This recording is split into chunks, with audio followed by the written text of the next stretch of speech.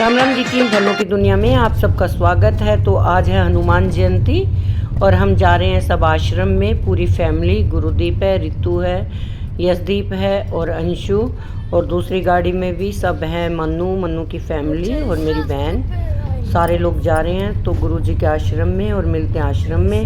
और आप यज्ञ होगा, ध्यान से सुनना सभी, और गुरु जी प्रवचन देंगे, वो भी ध्यान से सुनने हैं। गुरुभ्यो नमः। अथ संकल्प पाठ है। ओम तत्सत्।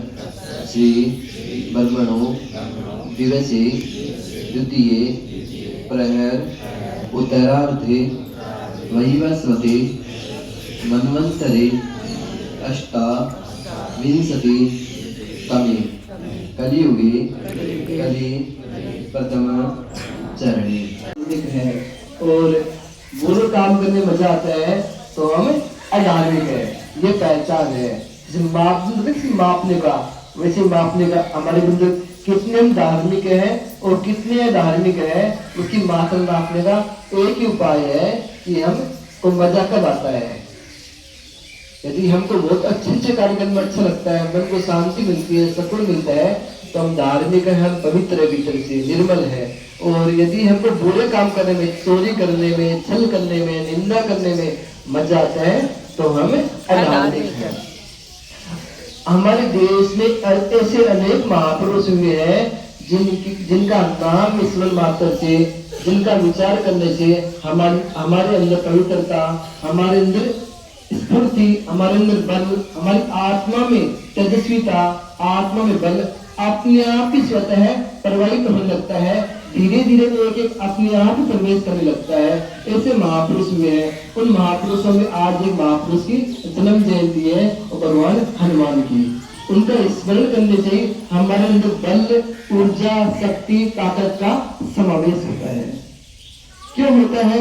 उस महापुरुष ने जीवन ऐसा जिया था कि आज भी लाखों वर्षों बाद में उदाहरण स्थापित हो रहा है। हम भी प्रेरणा लेते हैं, हमेशा जीवन जिए। जो महापुरुष देवता बने हैं वो अपने गुणों के कारण बने हैं। एक एक गुण व्यक्ति को महान और श्रेष्ठ बना देता है। हमको भी उनकी जन्म जयंती मनाने का मतलब है वो गुण हमारे अंदर भी समाविष्ट हो, हम भी उन महापुरुष जैसा बन जाए।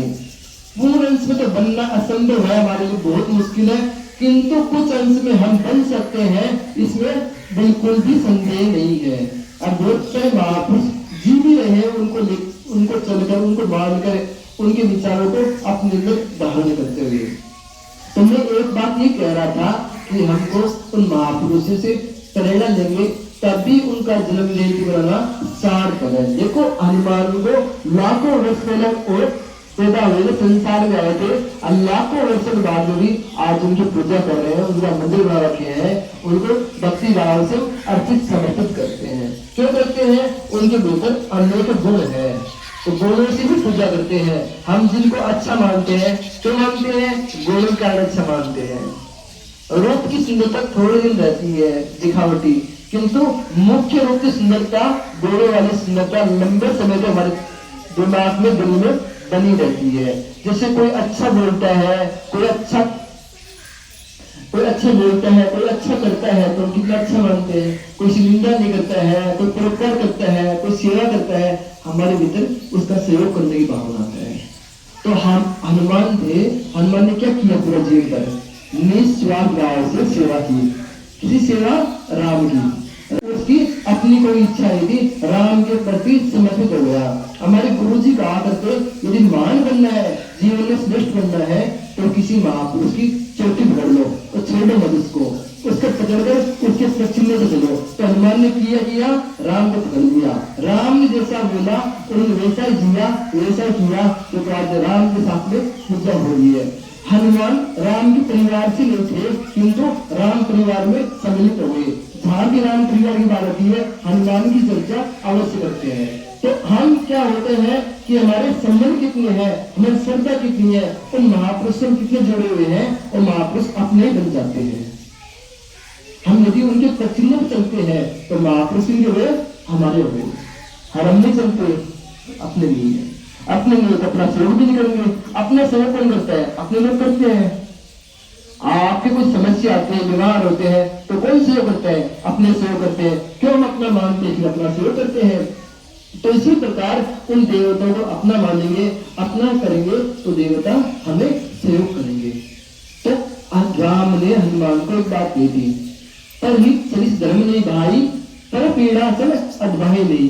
ये दो बात हनुमान ने पकड़ ली, क्योंकि पर पीड़ा सम अदबाही नहीं, दूसरे को कष्ट देना उससे बड़ा पतन नहीं है, उससे बड़ा पाप नहीं है। और दूसरों को सुख देना उससे बड़ा कोई पुण्य नहीं है। तो हमको रोज विचार करना चाहिए, ये महापुरुष आते हैं, ये अपना मूल्यांकन करने के लिए आते हैं, हमारे भीतर कितनी दिव्यता है, हमारे कितनी पवित्रता है, हम कितनी सेवा कर रहे हैं, कितना परोपकार कर रहे हैं, कितना दूसरों के लिए जी रहे हैं, कितना निस्वार्थ सेवा कर रहे हैं।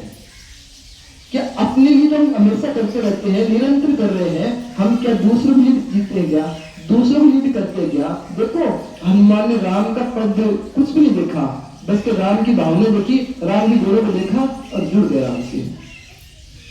कितने भी कष्ट है राम को, वो राम के साथ में ताल मिलाकर खड़े रहे, वो पीछे नहीं हटे, हमेशा राम का सेवक है। और सीता माता को ढूंढने में हनुमान की बहुत बड़ी भूमिका है, उन्होंने बहुत बड़ा काम किया है। तो पुल बना, राम से तो पुल बनाया, उनमें भी हनुमान की बहुत बड़ी भूमिका है।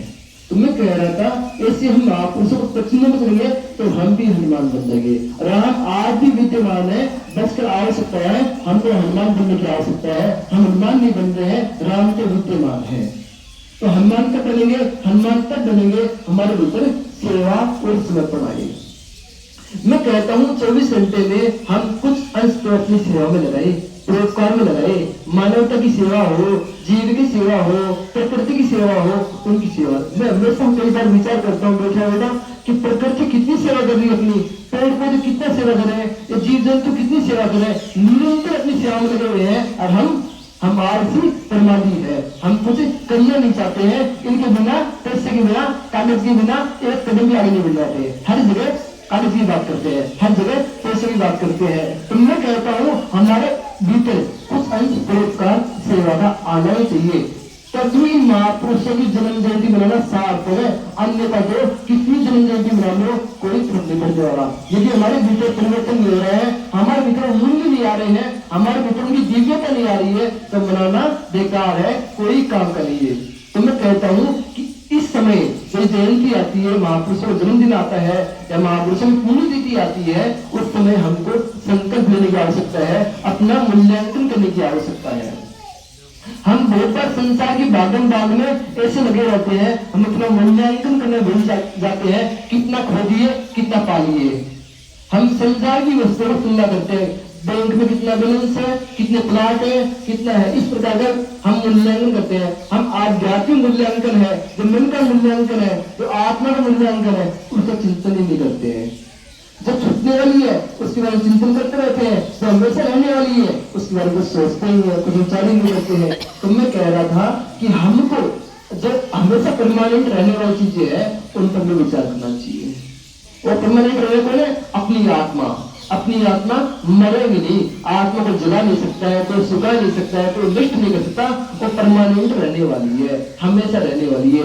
जैसे क्या, दो बूढ़े भाई पैदा होते हैं, एक ही माता के संतान है, एक ही पिता के पुत्र है, फिर भी दोनों में स्वभाव में, व्यवहार में, आदतों में, रहन सहन में रात दिन का अंतर आता है।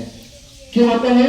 वो आत्मा के प्रभाव से आता है। आत्मा तो पुरानी थी, शरीर तो नहीं मिला है, तो हमारी आत्मा को पवित्र करना चाहिए, हमको हमेशा अपना मूल्यांकन करना चाहिए। एक छोटी सी घटना आती है कि बच्चे बोलो मत ओम,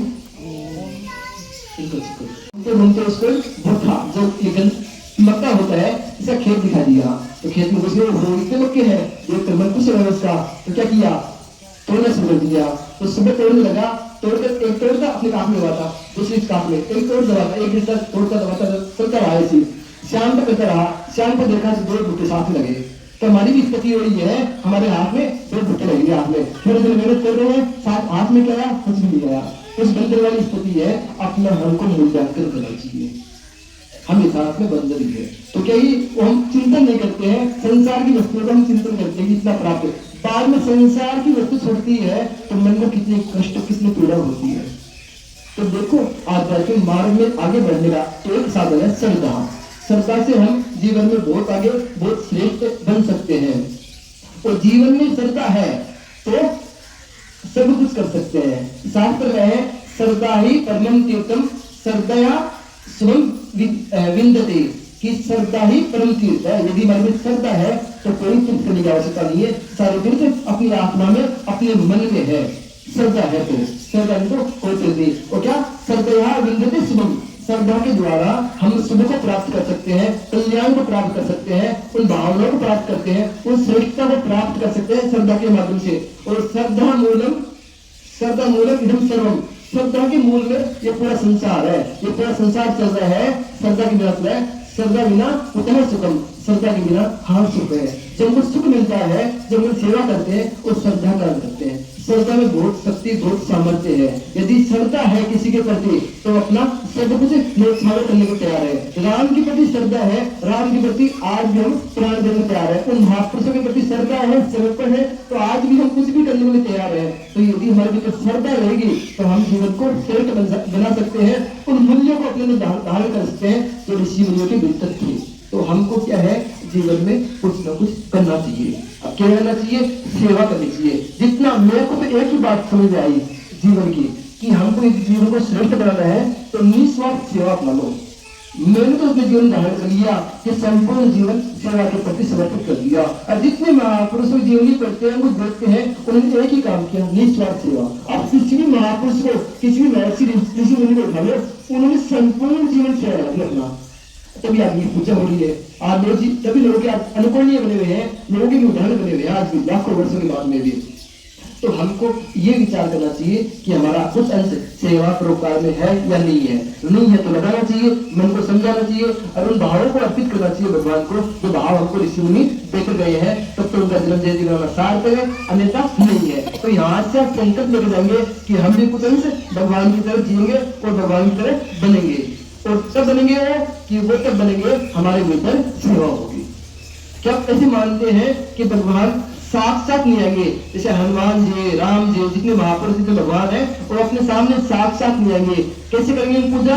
उनकी पूजा करने का उपाय है कि उनका बनाया हुआ संसार की पूजा करते हैं तो उन्हीं की पूजा है। जैसे आपकी घर की कोई सेवा करता है या आपके परिवार की सदस्य सेवा करता है, क्या आपकी सेवा हुई हो? मानते ना उस परिवार की प्राणी की सेवा किया हो या मैं उस व्यक्ति की सेवा किया, काम तो घर में किया है लेकिन नाम व्यक्ति का लेता है। क्यों लेता है? उस व्यक्ति का बनाया हुआ, इसलिए उस व्यक्ति की सेवा मानते हैं। इसलिए कह रहा था कि यदि हम संसार की सेवा करते हैं, प्रकृति की सेवा करते हैं, पेड़ पौधों की सेवा करते हैं तो भगवान। तो जी आपने गुरु जी का प्रवचन सुना, कितना अच्छा गुरु जी ने बताया। हनुमान जी ने किस प्रकार से श्री राम जी की सेवा की। तो हमारे आश्रम में भी देखिए सारे अपने गुरु भगवान जो हमारे राम है श्री कृष्णानंद महाराज जी, उनका समाधि स्थल बन रहा है। तो पूरे गुरु भक्त जो हमारे जितने भी हमारे सारे सेवा करने वाले लगे हुए हैं। देखिए ये भी कोई राम सेतु जैसे पुल बना था, उसमें अपना श्रमदान किया। तो ये भी मेरे आश्रम के सभी लोग जितने भी आज आए हैं हनुमान जयंती पर, सब ने श्रमदान किया और सब यहाँ सेवा करते हैं। देखिए सफाई कर रहे हैं, कोई कूड़ा डाल रहे हैं। तो यज्ञशाला में जो हमारे समाधि स्थल बन रहा है उसमें अंदर जहाँ फर्श किया जाएगा, तो पीछे जो ये मंदिर टूटा था पुराने वाला, तो उसका सारा मलबा खुद ही मेहनत कर के देखो सबके सिरों पे, जहाँ कि हमारे बच्चों ने कभी सिर पे कुछ नहीं रखा था। तो ये देखिए मन्नू भी, अंशु भी, ये मेरी हम तीनों बहनों की दुनिया, और जितने भी वहाँ के लोग थे घूंघट निकाल के देखो डाल रहे हैं। और लड़के भी जो कॉलेज में पढ़ने वाले हैं, इंजीनियर है, एई हैं, वो भी सब कोई रेडी ले रखा है, किसी ने कुछ ले रखा है, सब सेवा कर रहे हैं।